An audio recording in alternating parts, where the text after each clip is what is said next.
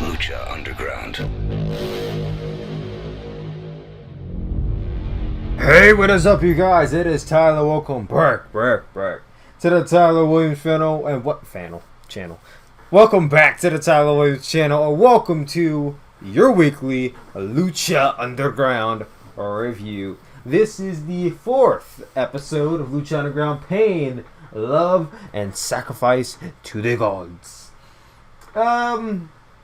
It was decent. I wouldn't call it good, but it was decent.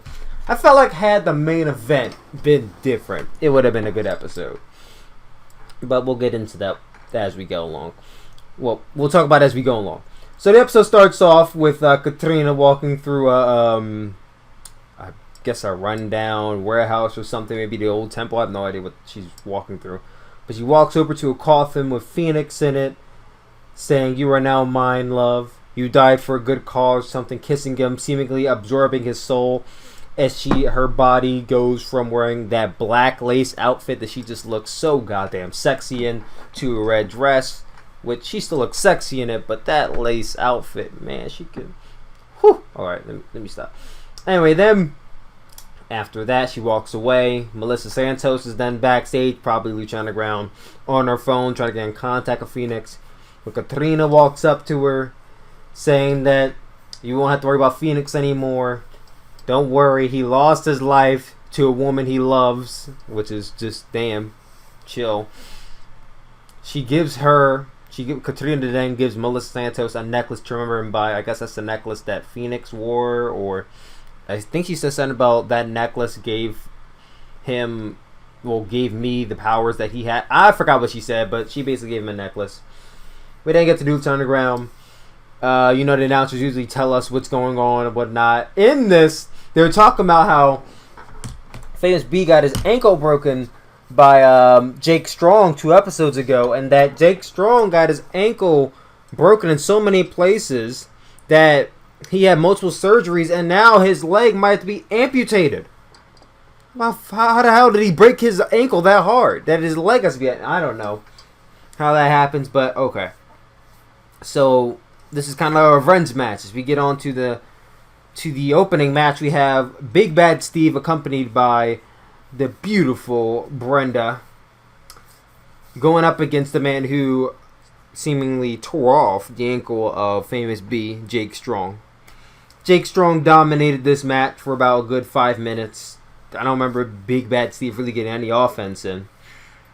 Jake Strong locked in the ankle lock, and Big Bad Steve tapped out. He delivered a swagger bomb onto the outside, and that was kind of it.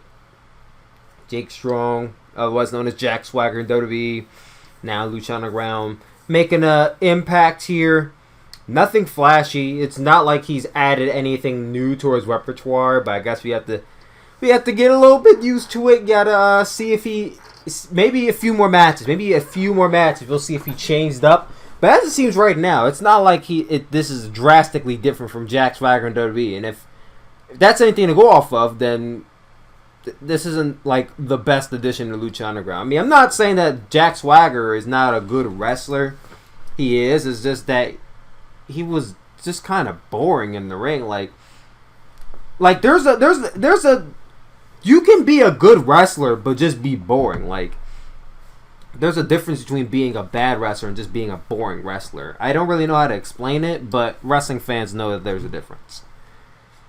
After that, we get onto a backstage segment where Antonio Cueto was in his office with King Cuerno, and Antonio asked him where the gauntlet is, and King Cuerno says that the gauntlet has been stolen. Damn it, Thanos. Got the gauntlet back already. That didn't take long. So Antonio proposes that King Cuerno says that he wants the gauntlet back, but also he wants a medallion. And Antonio proposes a match. King Cuerno will be fighting for the Aztec medallion tonight, with his opponent being a man that eliminated him in Aztec warfare. And it took me a few seconds to realize who his opponent was going to be before Antonio said it. And as Antonio said the words, the lips, you know how when someone says something in cinema, the camera zooms up closely on their lips? He said Chavo, and I said, oh no. He said, Chavo Guerrero. And I'm like, oh, no. Chavo Guerrero is another example of a boring wrestler. He's good in the ring. He is probably one of the most refined wrestlers in wrestling. He's not bad in the ring. You can put him in there with anybody, and if he's in there with the right person, he can have a great match. If he's in there with a bad wrestler, he probably can have an okay or decent match. He can carry them. He can carry other wrestlers.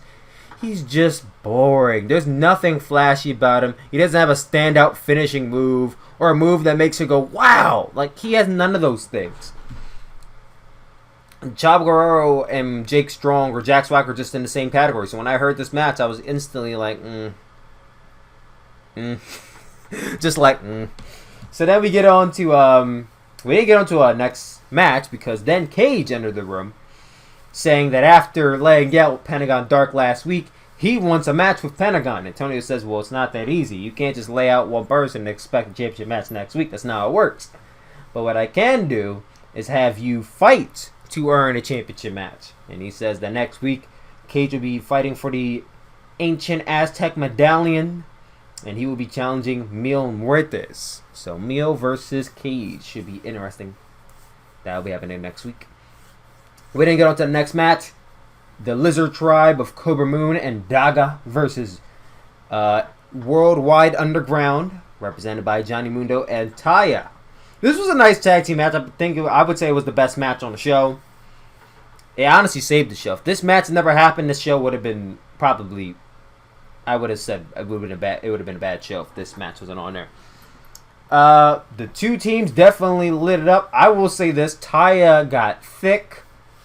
And I'm not talking, I mean both types of thick. Thick as in like bulkier thick, like she got juiced up thick, and thick with two C's as in she got some meat on her, and she look kind of fine. So Johnny Mundo, he getting it. He got a nice one on him right now. So all the power to Taya. I never really saw her that attractive before this, but now, all right, everybody on Lucha, I never can find this out. You better watch out. Anyway, this was a nice match. Lots of tag teams moves here. I'm not gonna go too deep into this though, because it was not like this is a very long match. It only went about a good 10 minutes before PJ Black entered the ring and super kicked Cobra Moon in the back of the head. This led Taya to capitalize on it, hitting her finisher. I don't remember what it was. I thought she was going for a camel clutch. Next thing I know, I blinked and she pinned her. So, yeah. Taya and Johnny Mundo won the match. After the match, Vibra, otherwise known as the Luchasaurus, I know him best as the Luchasaurus, gets to the ring. Luchasaurus chants start up. I was pretty hyped to see him. He takes on both PJ, Taya, and Johnny Mundo. Though it wasn't an official match, he beat all three of them down single-handedly. Johnny Mundo rolled out of the ring to not take any more damage, leaving both his wife, in real life, his wife, Taya, and PJ in the ring. There's a weird cut here. They cut to the crowd. Next thing you know, Cobra Moon and Daga are in the ring with Vibra, and they have PJ and Taya tied up using their arms. Like, I guess like one arm is behind the other person's head, and the other arms, they're tied up using each other's arms. And I was like, wait, how the hell did this happen in like 2 seconds? That cut didn't make any sense, but whatever. So they're tied up. The Lizard Tribe's in the ring, and Cobra Moon gets a microphone, and he's like, soon, Johnny Mundo, you will be calling me your queen. And I guess we're going to see some more of the Lizard Tribe versus Worldwide Underground very soon, Lucha Underground. So, yeah. We didn't get on to the next match. Well, before that, it was a segment with Antonio going into Matanza's lair saying, it's time. And then we get on to the next match. Mr. Pectacular came out. The guy looks juiced. I don't mean steroids, even though that's not completely out of the question there. He comes out, immediately cut off by Antonio, who announces a first ever match here, a sacrifice to the gods. And then brings out Matanza Cuerto, who storms the ring, beats Mr. Pectacular in a minute. And then in a match, a sacrifice happens. And this was probably the corniest sacrifice I've ever seen. The camera pans to a bird's eye view of the ring. Matanza puts his hands up in the air like he's saying, "Hallelujah!" And then the lights go out, comes back on, and Mr. Pectacular is gone. The crowd is like, "Oh!" And I'm just sitting here like, okay. That was kind of corny, but whatever. I get the gist of it. So now I guess Matanza is stronger by doing this. And we're going to see Mr. Pectacular is going. You know, the Lucha Underground roster is very thin now. With a lot of the wrestlers who were from Season 3, Season 2 are gone. Now you're killing off Fenix and Mr. Pectacular. Do you not want any wrestlers on your show? I get that this is a land of gods and monsters here, but you really can't be affording to kill off like a person every other week when you don't got that big of a roster. I'm not saying they don't have a roster or they don't have a solid roster, but it ain't that big. It ain't that big. Anyway, after this, we then get on to the main event. Chavo Guerrero versus King Cuerno. As soon as Chavo Guerrero came out, I instantly said, is it really worth watching? I've never been a fan of Chavo Guerrero. Never, and I'm not now a fan of Chavo Guerrero. So when he came out, I said, you know what, I'll try to stick through it for King Cuerno, because King Cuerno I like. The match actually wasn't bad, but from a viewer standpoint. But with me having little to no interest in this match, I felt as if I was forcing myself to watch it. And then that made this match a lot less enjoyable. They went outside the ring, they went into the bleachers. It was a nice cross-body spot. Did a few nice little moves. Chavo Guerrero hit the 3 amigos. Well, he went for the 3rd amigo. Got a bit of an Eddie Guerrero chant there. And King Cuerno countered it with his finisher, which is kind of like a tuck neck breaker. I really don't know what it's called, but it's a really cool finisher. He hits that onto Chavo for the pin, celebrates, and the show goes off air. Honestly, we could have done without this main event. It wasn't it wasn't bad. It's just that it's Chavo. I don't care for Chavo. I never have. I never will. And it's not like he gets better with age. He just stays the same.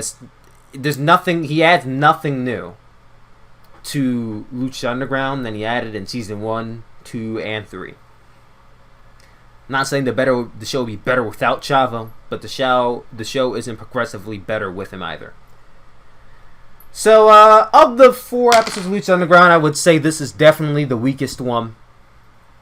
It wasn't a bad episode. It was just okay. Like I said, if this main event never happened, probably would be decent, but it was okay. Between Lucha Underground and NXT, easily we'll say NXT was the better episode here. I don't remember if this brings the score to 3-1 or 2-2, but as it seems right now, I think Lucha Underground might be still winning. If you guys have been paying attention to the reviews, you guys can tell me which show is winning, but I think it's either Lucha Underground or it's tied at 2-2. Anyway, that was it for this review of Lucha Underground. Thank you all for watching. I am off to go to a double feature of Ant-Man and the Wasp. I am very much looking forward to this movie. I've not seen the first Ant-Man, but I'm going to see both the first and the new Ant-Man. I'm very much slowly but surely becoming a bigger Marvel fan than I am of DC. While Batman will always remain my all-time favorite hero, and the Joker will always remain my all-time favorite villain, it seems that I am slowly but surely crossing over into the Marvel universe. So, yeah. Anyway, thank you all for watching this video. I love you guys as always, and I will talk to you all later. Peace out.